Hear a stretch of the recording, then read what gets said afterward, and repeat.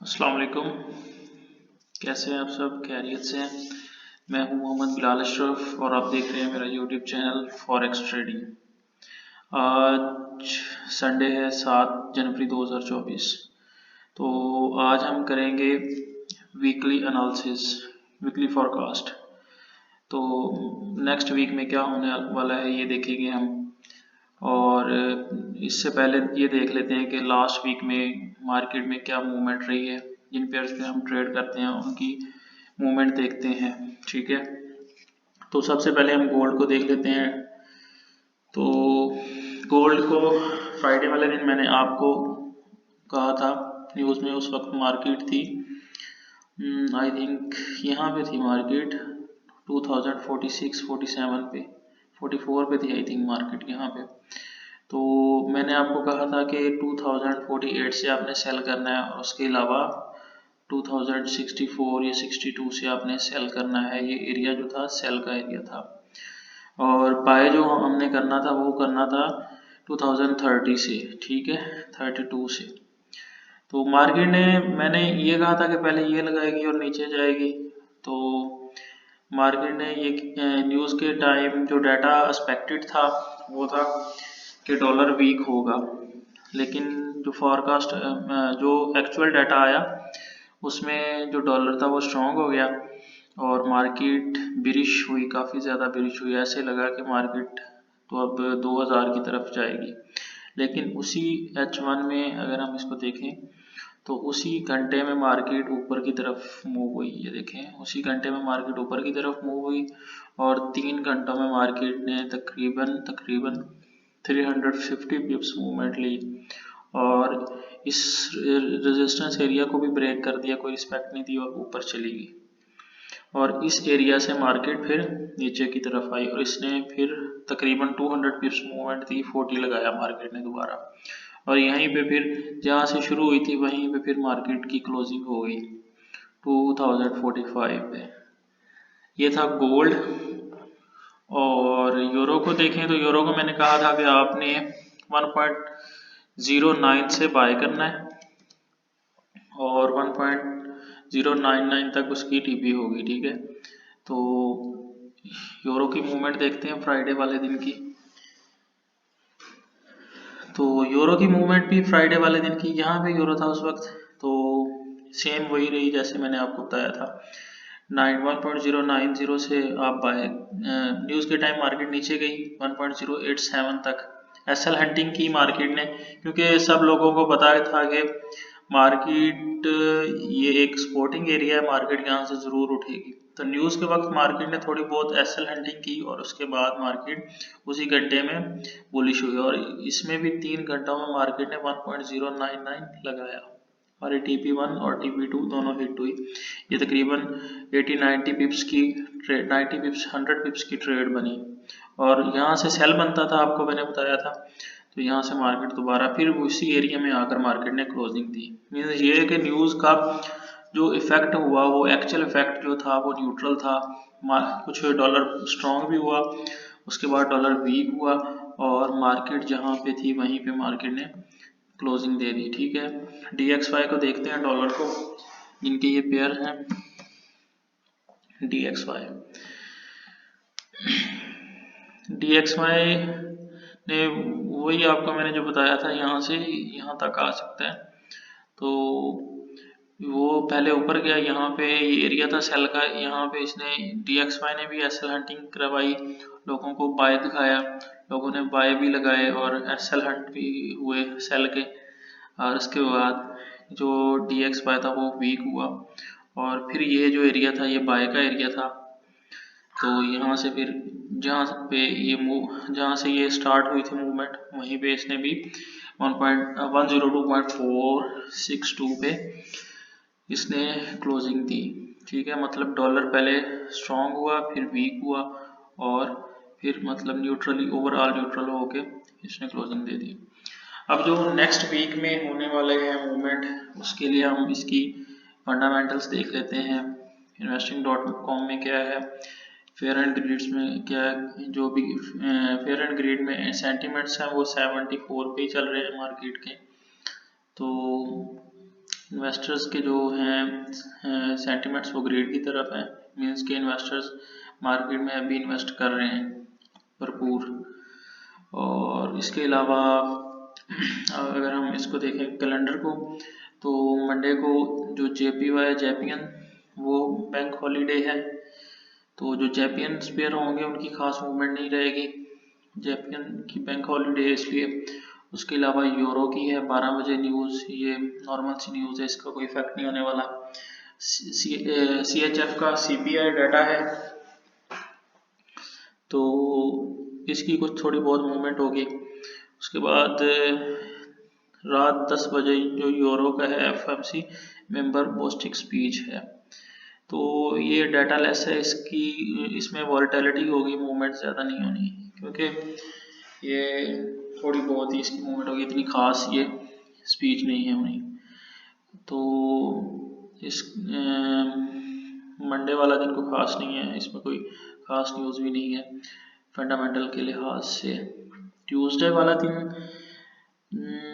जो है 6:30 बजे एक डाटा है ट्रेड बैलेंस का, इस पे थोड़ी बहुत मूवमेंट होगी, उसके अलावा कोई ख़ास मूवमेंट नहीं है। उसके अलावा 10 बजे फिर FMC मेंबर बार स्पीच है, ये भी डाटा लेस है, इसमें कोई फॉरकास्ट या कोई प्रीवियस नहीं है, तो एक्चुअल भी नहीं होगा, कोई थोड़ा बहुत फ्लक्चुएशन होगी, कोई थोड़ी बहुत इसमें मूवमेंट हो जाएगी। उसके बाद वेडनेसडे वाले दिन, बुध वाले दिन जो है वो AUD का CPI डाटा है, इसमें क्या है, ये इसमें प्रीवियस था 4.9%, इसमें जो फोरकास्ट में लग रहा है वो 4.5% है, तो इसके एक्चुअल AUD के वीक होने के चांसेस हैं, इसका इफेक्ट AU के पेयर्स के साथ पड़ेगा, ठीक है। उसके अलावा वेडनेसडे को 8 बजे न्यूज़ है डॉलर की,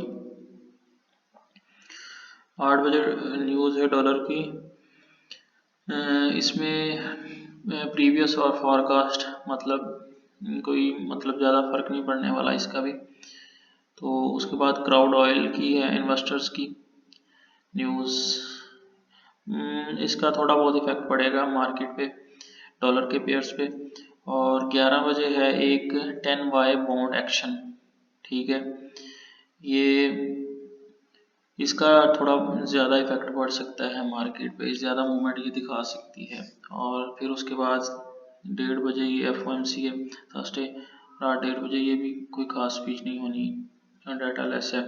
उसके बाद जो मेन दिन है, जो अगले इस हफ्ते का, आने वाले हफ्ते का जो होगा मेन डे, इसमें मूवमेंट ज़्यादा होने के चांसेस हैं, जिसकी वजह से पिछले 4 दिन में कोई खास डाटा नहीं है, वो है थर्सडे में CPI डाटा, ठीक है, USD का CPI डाटा। इसमें मार्केट जिस तरह ये फ्राइडे वाले दिन मूवमेंट हुई है, इसी तरह ये थर्सडे वाले दिन भी मूवमेंट हो सकती है, आने वाले थर्सडे वाले दिन, लास्ट फ्राइडे वाले दिन जैसे मूवमेंट हुई है। तो 6:30 बजे CPI डाटा होगा, तो इसको देखते हैं। जो ये प्रीवियस था इसमें डॉलर 0.3% था, इसमें फॉरकास्ट में 0.2, डॉलर के वीक होने के चांसेस हैं। और उसके बाद USD CPI M डाटा, इसमें भी डॉलर के स्ट्रॉन्ग होने के चांस हैं। और जो तीसरी न्यूज़ है CPI की, इसमें भी डॉलर के स्ट्रॉन्ग होने के चांस हैं। उसी के साथ अनएम्प्लॉयमेंट क्लेम्स हैं, तो 202 के प्रीवियस था, फॉरकास्ट में 211 के है, मींस के अनएम्प्लॉयमेंट रेट जो है वो क्लेम्स जो है वो बढ़ रहे हैं, तो ये डॉलर के वीक होने के चांस है, दो जगह डॉलर वीक हो रहा है और दो जगह डॉलर स्ट्रॉन्ग हो रहा है, तो डाटा पॉजिटिव आएगा और डाटा मिक्स आएगा, कि मार्केट 150-200 पिप्स बाय की तरफ भी जाएगी और इतना ही सेल की तरफ भी आ सकती है। तो ये है फॉरकास्ट, एक्चुअल में ये चेंज भी हो सकते हैं, जिस तरह फ्राइडे वाले दिन फॉरकास्ट में था कि डॉलर वीक होगा, लेकिन जो एक्चुअल डाटा आया था उसमें डॉलर स्ट्रॉन्ग हुआ था, इसी वजह से मार्केट डाउन आई थी, डॉलर पेयर्स के मार्केट डाउन आई थी और डॉलर जो था वो खुद बाय की तरफ गया था। तो ये 100% श्योर नहीं होता कि ये जो फॉरकास्ट है यही एक्चुअल आएगा, इसमें चेंजिंग भी हो सकती है, इसलिए बी केयरफुल। ठीक है, और इसके अलावा फ्राइडे वाले दिन जो है वो कोई खास डाटा नहीं है। हाँ 6 बजे है डाटा, 6:30 बजे फ्राइडे वाले दिन भी यूएसडी का 6:30 बजे डाटा है, कोर पीपीआई डाटा। इसकी भी मूवमेंट होती है अच्छी खासी, 100 पिप्स की मूवमेंट इसकी होगी पीपीआई डाटा। इसमें भी डॉलर के स्ट्रॉन्ग होने के चांसेस हैं, मींस के मार्केट सेल जाएगी, डॉलर के जो पेयर्स हैं वो सेल जाएंगे और जो DXY है वो बाय जाएगा। ठीक है, ओवरऑल देखा जाए तो नेक्स्ट वीक में जो मार्केट है, डॉलर पेयर्स हैं जिन पे हम ट्रेड करते हैं, गोल्ड हो गया, यूरो हो गया, तो इस पे जिन पे हम ट्रेड करते हैं ये डॉलर के साथ इनके पेयर हैं, तो ये इनके सेल होने के चांसेस ज़्यादा हैं। तो अब हम देख लेते हैं चार्ट को। तो DXY के बाय जाने के चांसेस हैं, तो इसको हम डे 1 में थोड़ा सा डिटेल में देखते हैं, H4 में देखते हैं। तो अभी ये यहाँ पे खड़ा है, ये 102.4 पे है, ये एक रेजिस्टेंस, वीक रेजिस्टेंस के पास खड़ा है।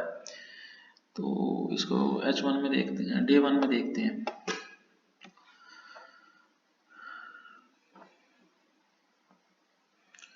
डे 1 में इसका ये जो एरिया है ना, ये एरिया इसको डिलीट कर देते हैं।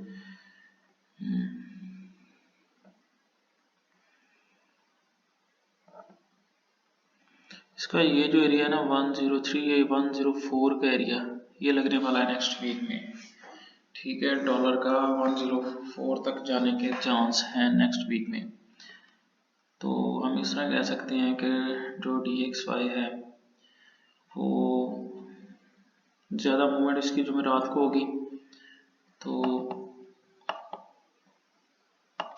इस तरह इसकी मूवमेंट हो सकती है और यहाँ से हम सेल पकड़ सकते हैं इस तरफ। ठीक है, ये आने वाला नहीं है इस तरफ, लेकिन यहाँ से हम सेल ले सकते हैं, यहाँ तक भी आ सकता है। ठीक है, तो DXY की ये एक्सपेक्टेड मूवमेंट है। और हम देख गोल्ड की,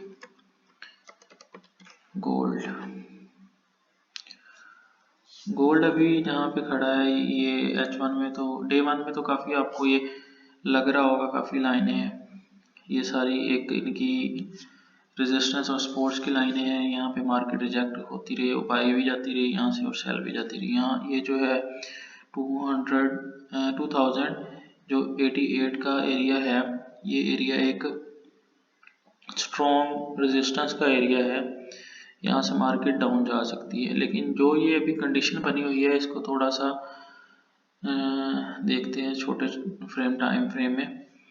तो ये इसकी जो मूवमेंट है फिर वही हो सकती है, यहाँ पे इसकी क्लोजिंग है, तो ये यहाँ से ऊपर जा सकती है। 48 से हम सेल करेंगे SL के साथ, वही सेम फ्राइडे वाला सिग्नल। तो अगर ये ब्रेक होती है रेजिस्टेंस, तो ये एक सपोर्टिंग एरिया बन जाएगा, तो फिर हम 85 से ट्रेड करेंगे। यहाँ पे मैं टेक्स्ट कर लिख देता हूँ, हम सेल कहाँ से करेंगे,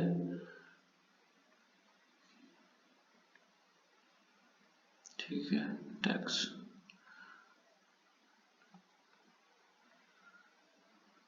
एक मिनट,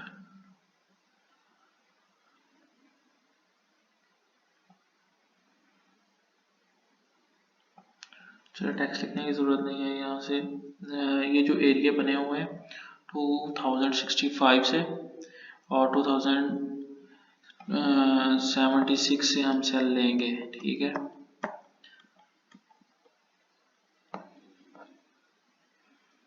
क्योंकि ये भी मार्केट जो है वो टॉप पे ही है, तो यहाँ से हम सेल लेंगे। ठीक है, तो मार्केट के यहाँ से इस तरफ इसको डिलीट कर देते हैं, इसको मार्केट के जो हैं ज़्यादा चांसेस वो हैं यहाँ से यहाँ पे जाने के, अगर ये एरिया जो है वो ब्रेक नहीं होता तो फिर यहाँ पे चले जाएगी, लेकिन थर्सडे को मार्केट नीचे आएगी, ठीक है। इस एरिया को हो सकता है ये एरिया जो है ये भी ब्रेक हो जाए, लेकिन आपने जो क्या करना है, ये जो एरिया बने हुए हैं 2065, 2076, ये एक रेजिस्टेंस एरियाज हैं, यहाँ से आपने सेल करना है। अगर आपको 2075 या 88 का जो एरिया है, ये एरिया आपको अगर मिलता है, ये वाला एरिया,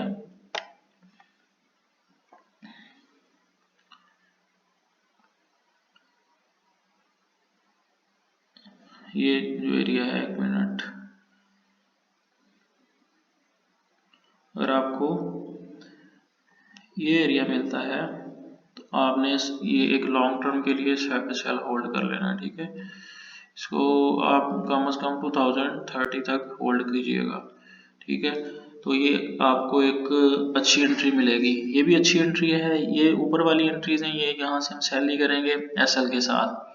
हाँ, ये है आपने एहतियात करनी है कि मार्केट दोबारा फेक कैंडल बनाकर ऊपर जा सकती है और एसएल हंटिंग कर सकती है, ठीक है। तो आपने एसएल लगाकर ट्रेड करनी है, अपने अकाउंट मैनेजमेंट करके लेनी है आपने ट्रेड, अपने अकाउंट के हिसाब से आपने ट्रेड लेनी है, लॉट साइज अपने अकाउंट के हिसाब से लेना है, ठीक है। उसके बाद हम यूरो को देख लेते हैं, यूरो यूएसडी। यूरो भी वहीं पे है 1.095, ये पहले ही लगे हुए हैं आपके रेजिस्टेंस और सपोर्ट्स के एरिए। तो 1.088 मिले तो आपने बाय करना है, 1.099 मिले आपने सेल करना है। अगर ये मार्केट इसको एसएल हिट कर देती है तो 1.04 से आपने सेल करना है, और स्ट्रॉन्ग जो रेजिस्टेंस है 1.011 है, ठीक है। तो एसएल लाजमी लगाना है, एसएल से आपको दोबारा एंट्री लेने की हिम्मत होती है और आपका अकाउंट जो है वो सेव रहता है, ठीक है। इसी के साथ वीकली फॉरकास्ट की वीडियो एंड करते हैं। अल्लाह हाफिज़।